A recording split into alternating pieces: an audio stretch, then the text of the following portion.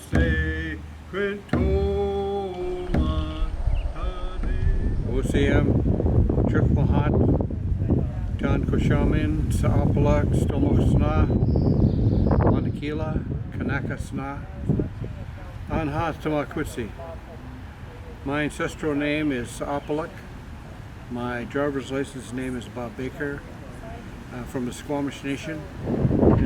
Been given this name today, given this name Tiwet, which translates to west wind.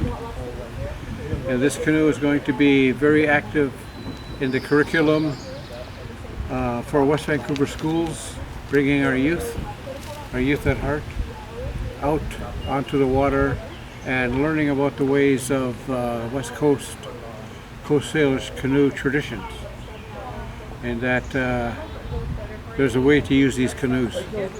There's always a lot of different ways to use canoes, but we've been using canoes for the last 10,000 years in a certain way, in that we use our canoes in ceremony to travel far.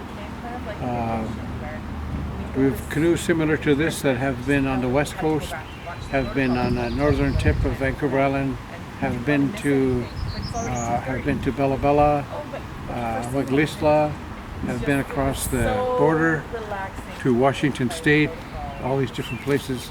So the canoes hold a lot of responsibility, a lot of power.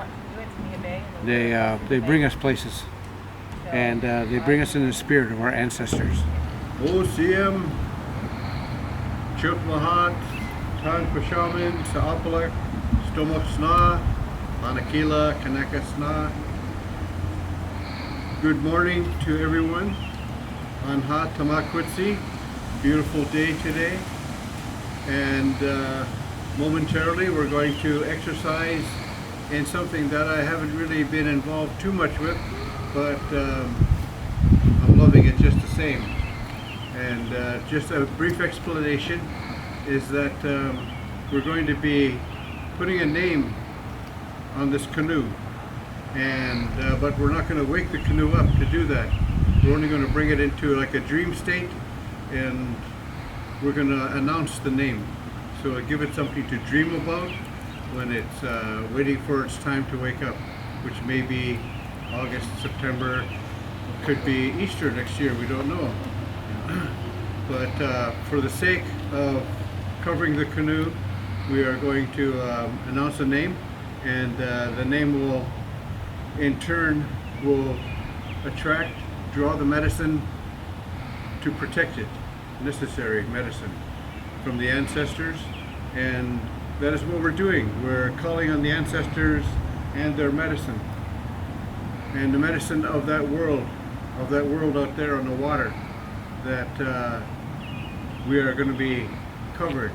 We're taking out insurance. We're demonstrating that we have respect for the canoe, for the water, and for each other as a family, and how we're going to conduct ourselves during a time that we're together on a journey is all determined in advance, and how we prepare. So I've done a lot of that, so I kind of know what I'm talking about, and very happy to be a part of this today. I'm glad that this little bit is being taken care of. What we're going to do is we're going to call witnesses, we're going to call a brusher, we're going to call a water bearer, and we're going to announce what the name's going to be. We'll announce it 3 times, and then we'll have a brusher going around counterclockwise with cedar boughs to brush any negativity that may have found its way to attach onto the canoe. And so we want to take care of that. We want to neutralize that, so that when this canoe begins its life, it can begin without any hang-ups, without any nastiness hanging off of it. So it's one good thing about these canoes. They're very powerful. They have a way of medicine, of making things right, and I've seen it happen over the years. When the canoe is taken care of, the canoe will take care of you. So this water comes from the Hamilton River, and it has to be moving water because the power is in the movement. So this is Tiwet, which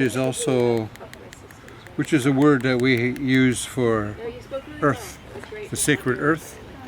And this Tiwet happens to be from Hawaii, from the volcanoes, which in turn indicates that this is brand new earth.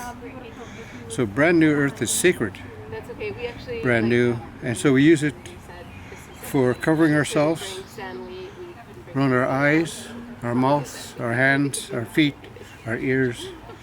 We mark ourselves so that we can tell the ancestors that we're focused and that we're protecting ourselves. So we put it on our wrists so nothing can hurt us if we're shaking hands or anything, we touch something. And also if we hear something, or we see something, or we say something that could be hurtful, we want to protect ourselves. So we wear this Tiwet. We mark our eyes, our mouth.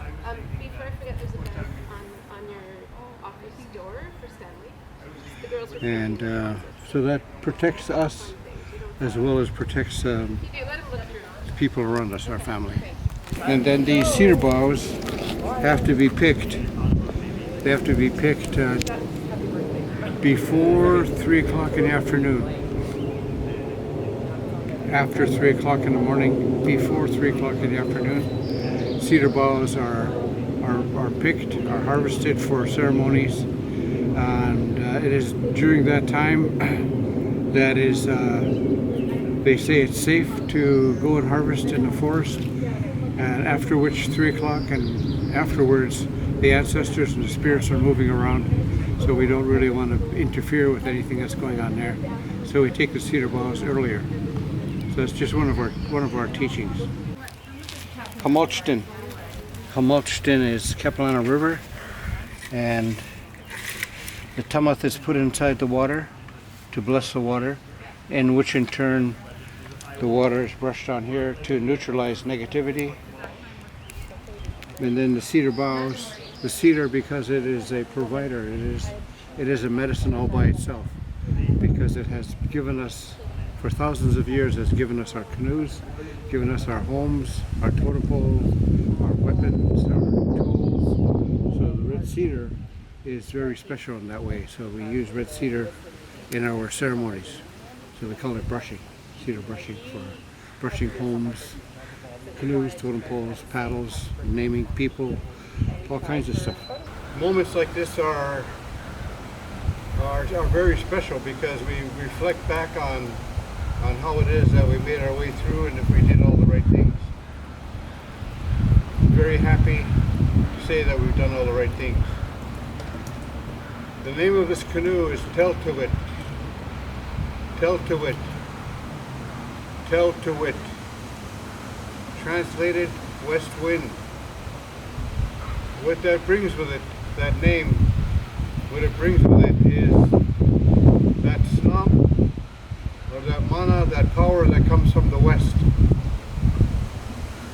When we do our ceremony and we call upon support, when we call the west, the color for that direction is black. Black because of the thunder beings, because of the support that we need when we're struggling or striving to be successful at something. We call upon the mana or the snap from the west so that we can be heard. We're calling upon the medicine from the ancestors to protect our canoe, our kokol. This canoe is going to be out there on that water. We want to make sure that it is there in a good way. So we ask the ancestors to keep an eye on us, to make sure that we are properly conducting ourselves in a good way, and that we are focused, we are, what do they call that? We are well versed in the chiak, or the laws of the canoe. There's a lot that goes on in the world of canoes, and it just keeps getting better. but where we start from is we make sure that we cover everybody. So I want to thank Jada for being our brusher today. Why? I love that name. I'd like to thank Why for being the water bearer, and thanking you as well, and all of you for this time here. So the song we're going to share is known as the Totem Pole Song. It's not a song that makes a big exclamation. It is a song that announces to the world that something is being created. In this sense, it was Buffalo Matthias who was carving a totem pole when he started singing this song. And that's where it comes from. It comes from back in those days. And so we use the song today as a way of paying tribute to something that's coming into the family. Like this Kuchol here, Tiwet will be joining our family and will be holding a very high status in that structure.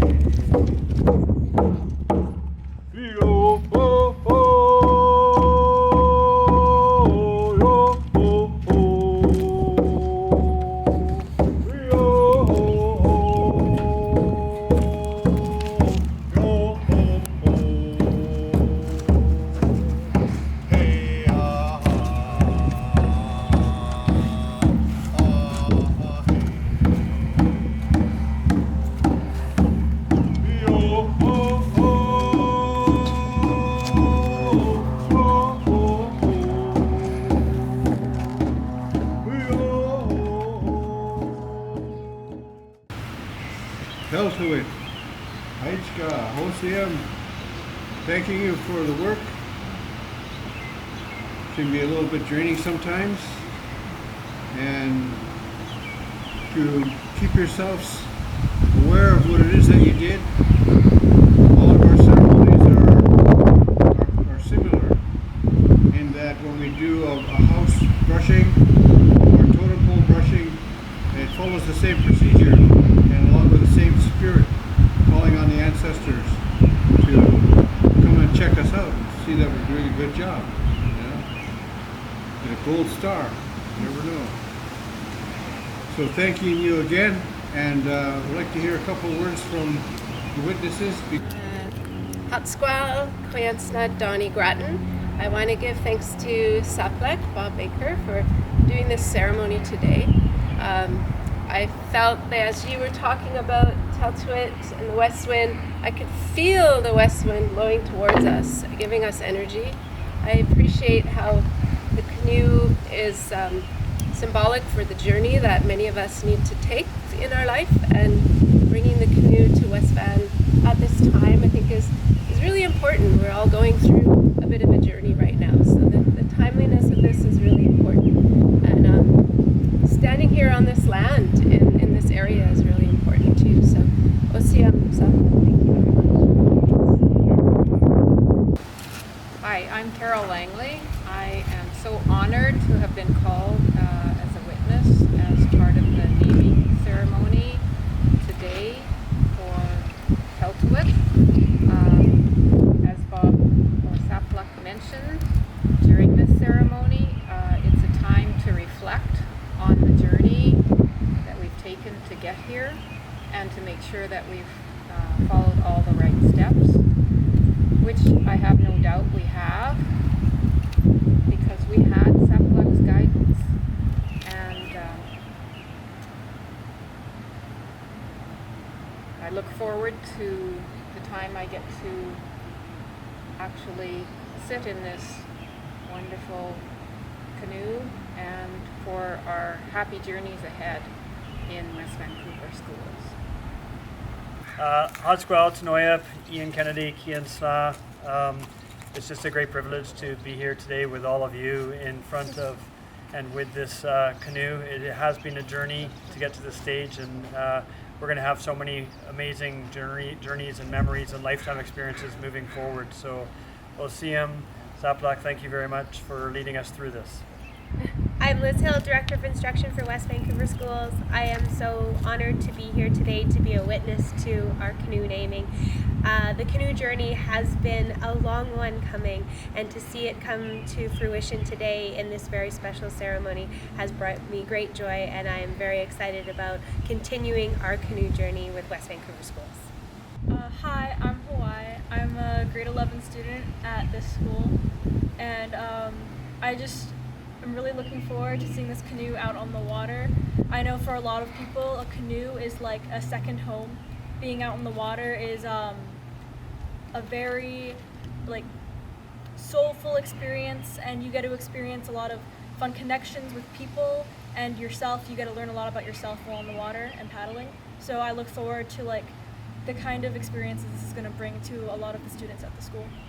And that represents entering the world of our ancestors, the culture, tradition, and then when we're in that world, we have our chiak, our laws that tell us how we're supposed to carry ourselves. And then when we're finished our ceremony, we do a 360 again, and that represents stepping away from that world back into our regular world.